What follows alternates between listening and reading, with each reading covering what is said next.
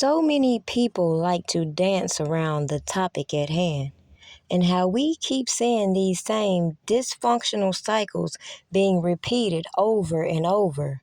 Women being pent against each other, men being pent against each other, hypocrisy being thrown all over the place when you're given excuses to turn a blind eye to the most corrupt business practices we've seen throughout this whole music industry.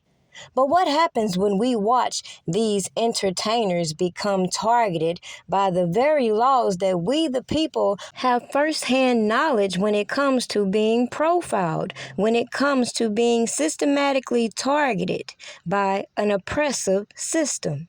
Now, it makes no sense when we see these young women who come out here and are bullied to change their appearance, bullied because people don't want to embrace who they are. And when we see other individuals open them up with welcoming arms, it's crazy how people continue to turn a blind eye to the dysfunction within the hip hop industry, the music industry as a whole. Take Glorilla, for example. So many people have attacked her physical appearance instead of recognizing the beauty that she has. So she's doubled down on her stance. The only thing she's going to fix is her teeth. But I find it interesting how Saweetie welcomed her when nobody else did, helped her improve her physical appearance while everybody else was ridiculing her. Meanwhile, people on these keyboards typing or trying to stir a pot of division between Yo Gotti, who was one of the few people who actually believed in her and her music, instead of trying to capitalize on a song that she found out she was being backdoored on. But these are the type of janky business that I feel like should be underlined if these people want to abuse these RICO laws and take it to the head. These corporations, not the crash dummies being signed in these slave contracts. Somebody make this shit make sense. How we gonna say R. Kelly is no longer the king of R&B? Usher is the new king, but they got the same allegations. Tweak it a little bit, it's one and the same. I can't make this shit up.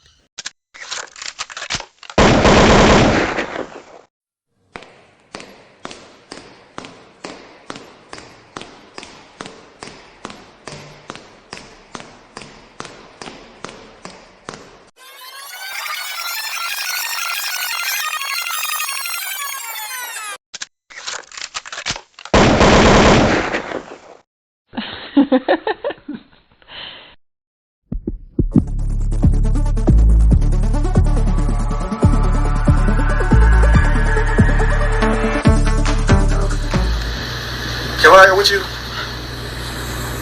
What? ACP, did you see this? Look, if it ain't official Dana J, Levi for Kelly, Primadonnanews, I don't even want to see it. Just take the phone. Look. You got some weed? Dang. Gotta get some.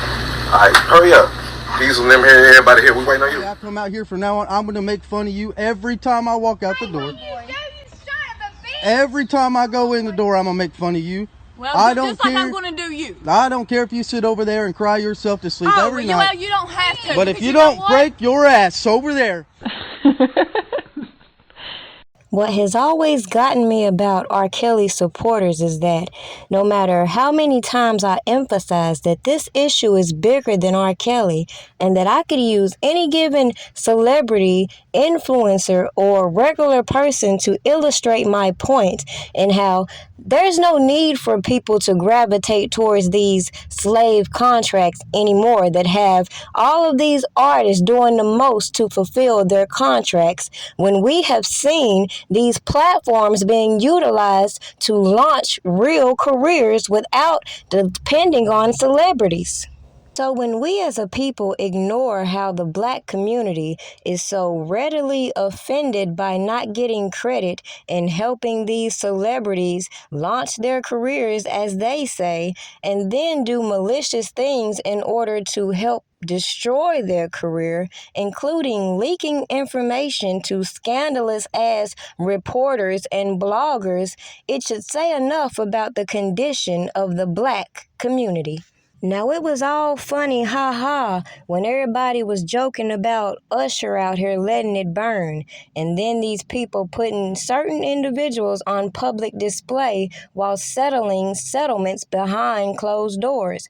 But did you see individuals that grasped toward this mute R. Kelly go into Usher's civil lawsuits and tried to depict him as this monster because he's been linked with the FBI in a couple lawsuits, if you'd go check yourself?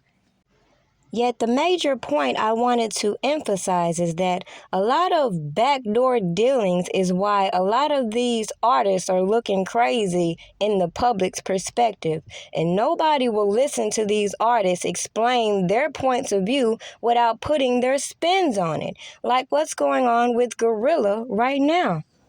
Think about all those celebrities that joined in on mocking this young lady, and now you see some trying to take interest in courting her.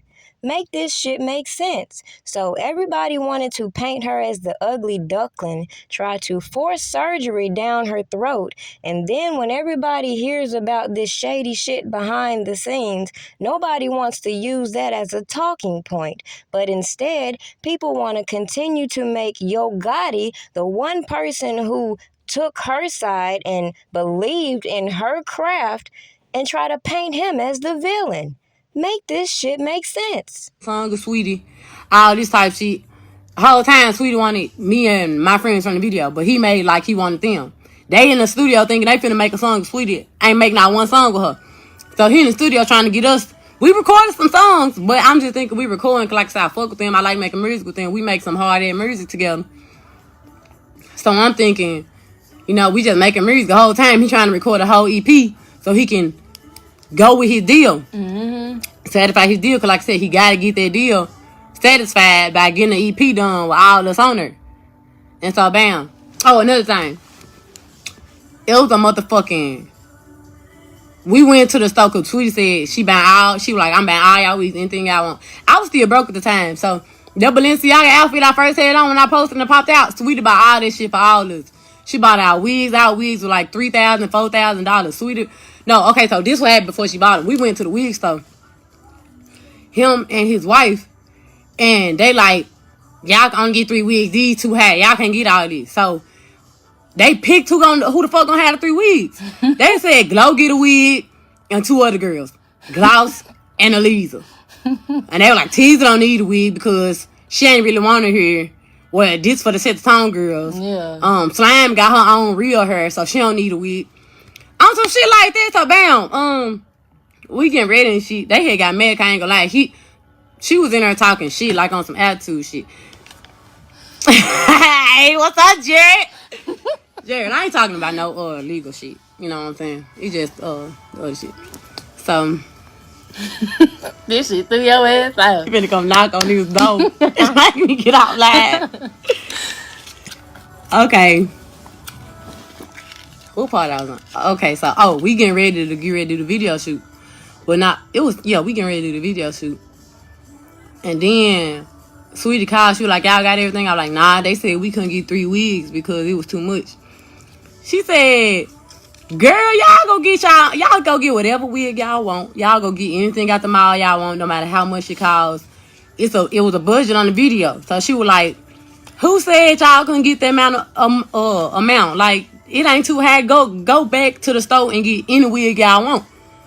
Type shit. So I'm like, hold on, what's going on? Because y'all told us it was going over the budget, but Saweetie saying we can get whatever the fuck we want. So what did y'all trying to do? I ain't gonna specifically say. I don't know what was going through his head. I don't know if he was trying to steal money or what. I ain't gonna say that. But I'm like, so y'all gonna sit here and lie like she ain't gonna say this shit. It was a strict budget when she told us we can get whatever the fuck we want out the store. Like, what? She ain't gonna say this shit, y'all. I'm gonna say it. That's what the fuck he was on. Just trying to pocket that motherfucking I'm cash. telling y'all everything, y'all. Since he wanna air me out like I'm a bad guy. And I still fuck with him. He knew he fucked up doing. I don't even know why the fuck he did that. Like So man, what's next after this, fool? This the LA shit. So Okay, so I'm gonna scratch that. The next part I want to say, I'm gonna scratch it because I don't know if I can talk about it or not. Don't talk about it then. Bam, the remix. I feel sad for he because he keep lying to fucking himself up. He said, I ain't reading comments, y'all. I'm telling the story. The man keep lying like I ain't even gonna talk about that neither. I don't know if this legal about the remix. Don't talk about that. I ain't gonna talk about that because I don't know if I can speak on it. It's some fuck shit right there too, though. I don't know if I can speak on it, but it's some fuck shit right there. Then what the fuck else happened? Oh, so bam, I met with Gotti. So remember I told y'all I went to like a handful of label meetings. Everybody was like, it was a deal breaker. It was a deal breaker when they found out that I didn't 100% own the song, right? And I was telling people that. So how the fuck can I sign a song to my contract and you already signed it? Like, make it make sense. Like, please, how the fuck can I add a song to my contract that you already signed over without my permission? Please make it make sense. She don't make nothing. So, anyways, the last label meeting I went to was We Got It. Like, mind y'all, every label that you could think of, well, I'm gonna say most labels are trying to sign me. So, bam, Gotti signed me on the yacht. Nah, well, Gotti called me, like, come to Miami. Yeah, Gotti, I ain't gonna lie, Gotti was trying to get up with me for weeks. And I was, like, going to everybody else's label meetings. So, I was like, okay, fuck Gotti, like, come to Miami, you know what I'm saying? So I ended up going and shit. Cause like I said, he had been trying to get me for weeks, but I was just going to see what everybody else was talking about. No, Gotti had already knew about C-Station because we talked to him on the phone. I was like, this when we found out that it was a lot of legal bullshit going on with the song. This the part that I can't talk about either because it's some legal shit. It was going on with the song, so we was on the phone with Gotti. I was like, shit, well, what's your next step forward? I mean, what else you got? I'm like, shit, I got a whole, you know what I'm saying? I got good music. I ain't the one who won. He was like, all right, I want you to come out here so I can hear that shit. Bam. Gotti flew us out to Miami. Met him on the yacht. I'm talking about as soon as I got there, he was like, shit, let me hear what you got. Because he was like, apparently F and F. I ain't signing you off F and F because, he knew that was my song. So he like, let me hear what you got. Played all my unreleased shit. I like, I gotta let him hear this shit, you know what I'm saying? I want to drop this shit, so I'm playing all this shit. Gotta like, yeah. He knew I was hard, like he just listened to all my shit, so. Yeah, he knew, like, he was past it. Like, he was the only label. The other label was trying to lowball me, like I said, because F and F, they didn't believe in my other music. They were like, it was hard, but they were still trying to lowball me. They were trying to give me little ass deals. And so Gotti was like, we gonna see what's up with your other music. You know what I'm saying? He was like, show me what you got. I let him hear all my other music. One of the first songs I played with Tomorrow. So bam. That's when me and Gotti got them.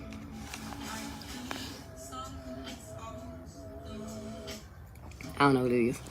That's when we tell me, this nigga signed the song over the second day. Like, we was going to label meetings together, man. You mean he went to like 2-3 label meetings together. And we talking about the shit. He ain't saying not one time that he signed the song already. He was just saying, I got something going too. I got something in the works for us. But he signed the song the next day. Like, $50K, you didn't even let the motherfucker do what the fuck you supposed to do. Trying to keep that shit a secret because you did some stupid ass shit.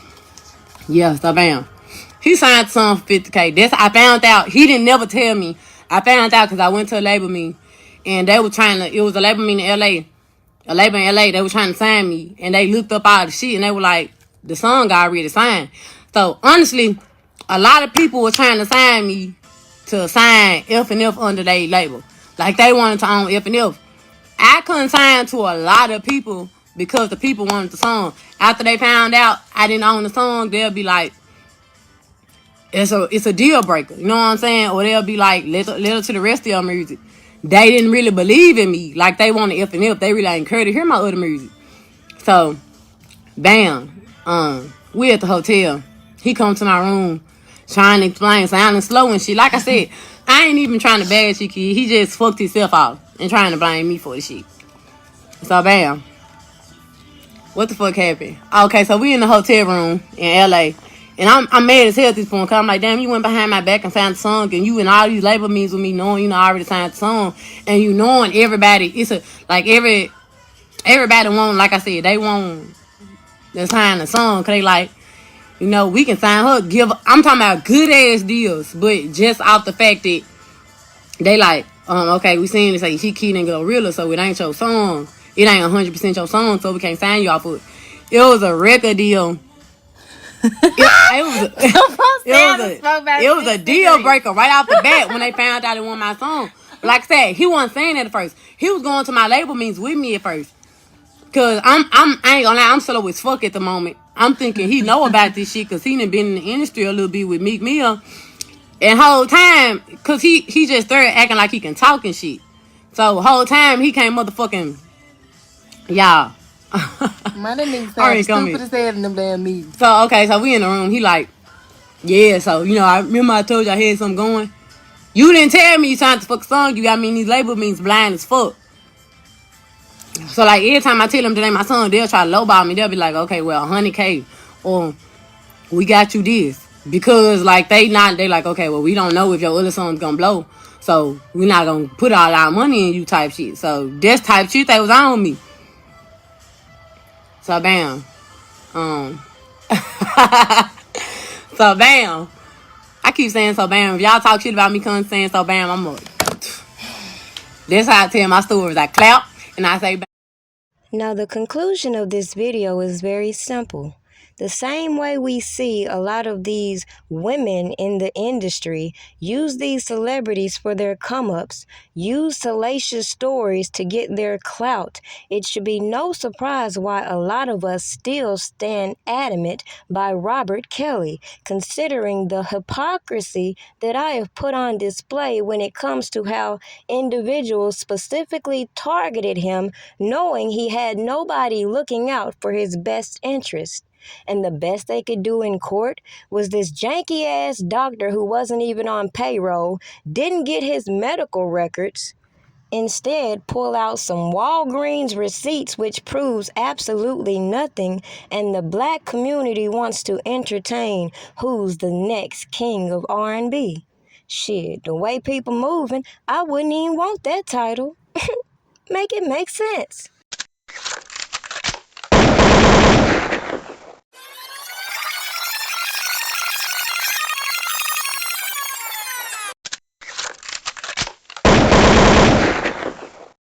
I talked to Angela now. You gotta get rid of Mason and you have to get rid of this publicist because they are working with Avenatti. This was a whole, like, this Girl King thing. They knew about this from like weeks ago, like they've been planning this. I know you don't probably want to listen to me, but please, if you're not let him do this interview on Monday, like all of this stuff is a plan to just like put you apart and make shit worse. Cannot let who do an interview? This Daryl Johnson guy. The guy who's supposed to be like the publicist or whatever. Rip me apart how? Get you away? Rip me apart how? Like, it's just all things. Like, I don't know. No. Just be specific. Be specific. Rip me apart how? I don't know the how. Okay, I want you to find out. I want you to find out how and let me know. You're going to see this in future testimony. But Azrael knows where everything is. When I say the tape, she knows who's who. She knows where the bank accounts are, where the money is. She knows who's using who. Not seen what we've been trying to show you, that you've been brainwashed. But once she watched that documentary and she read the emails that I sent over to her, that he was sending to Joycelyn, telling Joycelyn the same things that he told her. hiding other tapes for Azrael, just like London on the Track's mom was doing. Cheryl, I forgot her last name, Cheryl Mack or whatever. And so I'm trying to tell you without telling you too much, because like I said, this is a federal case, and I've even helped out the feds with all the information that I've been given. So I was working with the Department of State? Homeland Security, one of them damn please. Homeland Security, my lawyers were, to hand them over everything that we had received.